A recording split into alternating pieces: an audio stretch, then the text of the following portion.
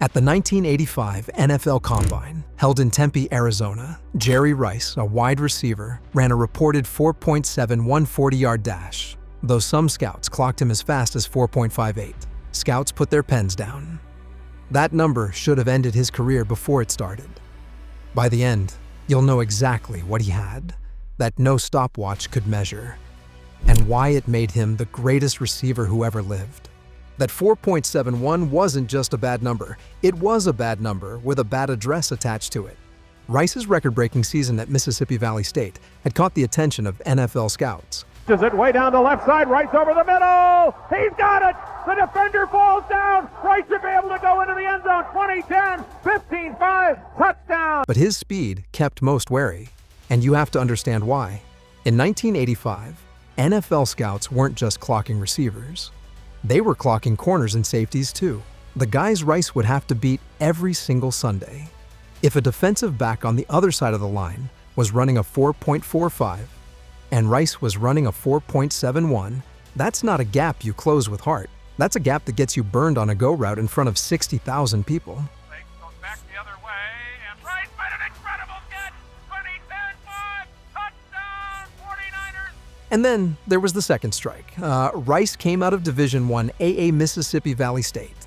In 1985, NFL scouts treated Division I AA football the way you'd treat a highlight reel from a pickup game. The competition wasn't the same. The speed wasn't the same. The schemes weren't the same. The offense Rice ran at Mississippi Valley State featured 4 wide receivers in the formation at a time and operated out of the no-huddle, not what NFL teams were comfortable using in that era. So there were doubts. You couldn't just assume what he did there translated. A receiver torching Division I AA corners in a spread offense is one thing. Doing it against the best athletes in the world is something else entirely. Rice himself said the Cowboys, Green Bay Packers, San Diego Chargers, and Indianapolis Colts had kept in contact with him prior to the draft. Contact, not commitment. There's a difference. Why 15 picks went by. Then the 49ers, picking last in the first round as defending Super Bowl champions, made their move.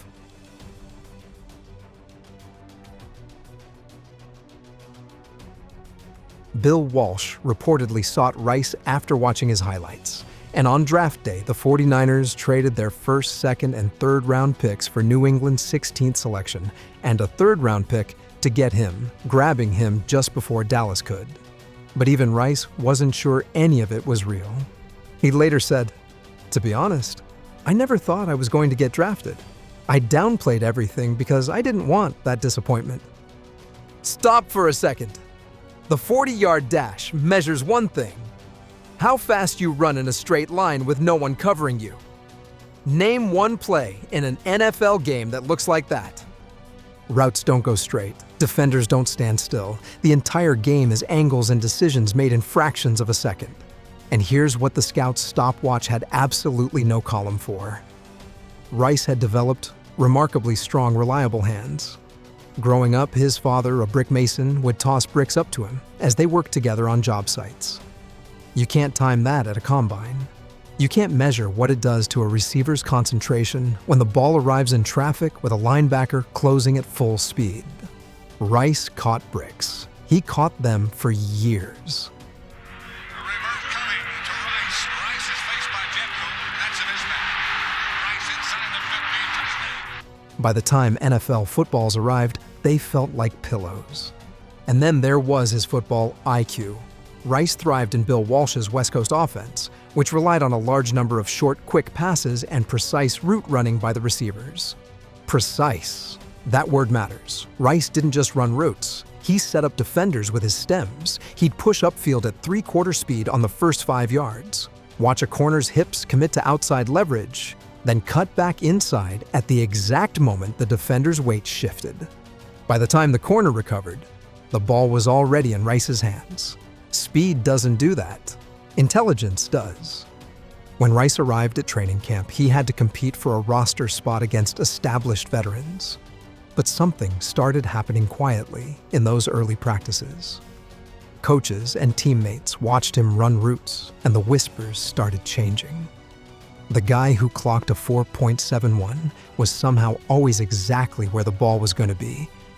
The outside world still had no idea. The scouts still had their notes. The number 4.71 still sat in a folder somewhere in 15 different front offices. The real question was, what would happen the first time Rice lined up against an NFL corner in a game that actually counted? Scouts had Rice's 4.71 on paper, but his hands were built catching bricks for years. Would that have been enough to make you believe in him on draft day? Or does the slow 40 kill it for you? Drop your answer in the comments below. Because what happened when Rice finally stepped onto an NFL field for real made every scout's folder look like a joke. 3 years into Rice's NFL career, the whispers that started in training camp became impossible to ignore. It was Super Bowl 23, January 1989. The 49ers trailing the Cincinnati Bengals with 3 minutes left. The biggest stage in football. The moment where slow receivers get exposed and fast ones get paid.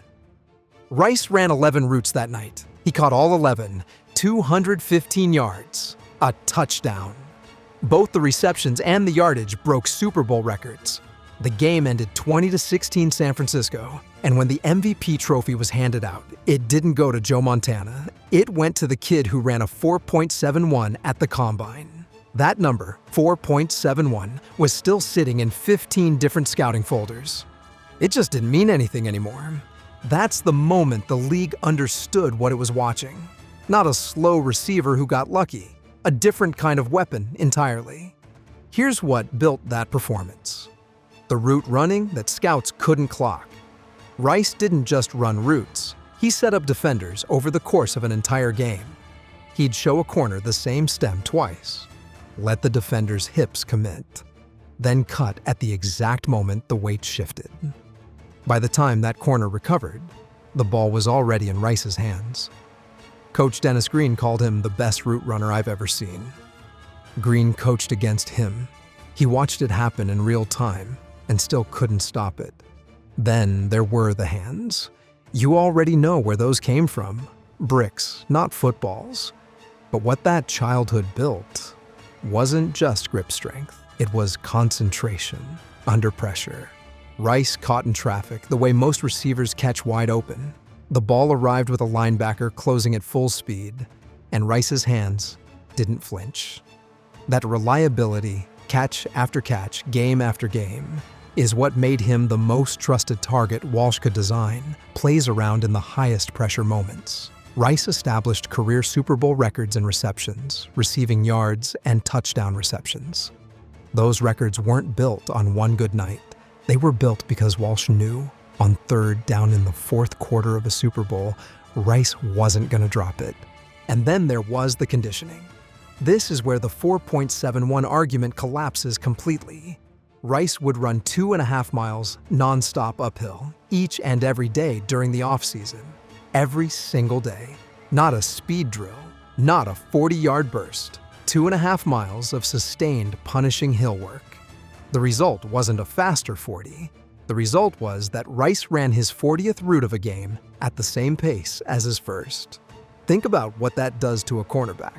A corner who ran a 4.45 is covering Rice on Route 1, Route 10, Route 20, and he's getting tired.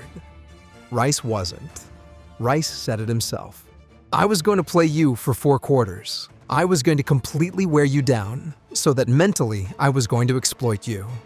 That's not a slow receiver compensating. That's a different kind of fast. One that shows up in the fourth quarter when everyone else has nothing left. Now watch what those 3 things produced over 20 years. Career records, 1,549 receptions, 22,895 receiving yards, 208 total touchdowns. 14 seasons with 1,000 yards or more, 3 Super Bowl rings with the 49ers, and the MVP award from Super Bowl 23. Rice once set the NFL record for touchdown receptions in a single season with 22, later broken by Randy Moss's 23 in 2007. After turning 30, he had 4 consecutive double-digit touchdown seasons, a feat no other receiver has matched. Larry Fitzgerald retired at 37 after 17 seasons and ranked second all-time in receptions, still 117 short of Rice. Today's best receivers look at Rice's records and laugh, not because they think they can break them, but because they genuinely can't believe they're real. The scouts in Indianapolis in 1985 had a stopwatch and a number. The game gave Jerry Rice 20 years and every record worth keeping. That's the thing about a combine. It measures what you are on paper.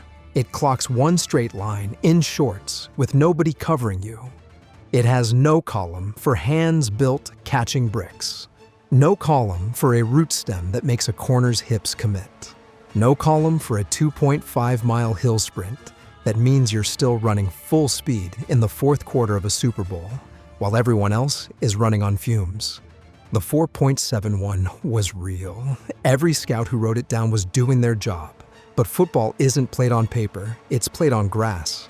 And on grass, the attributes that actually win: precision, hands, football IQ, conditioning that outlasts everyone covering you, leave no trace on a combine report. Jerry Rice proved that for 20 seasons.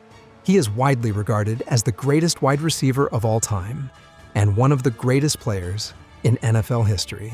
Not despite the 4.71, because of everything the 4.71 couldn't measure. Subscribe and watch the next video on screen.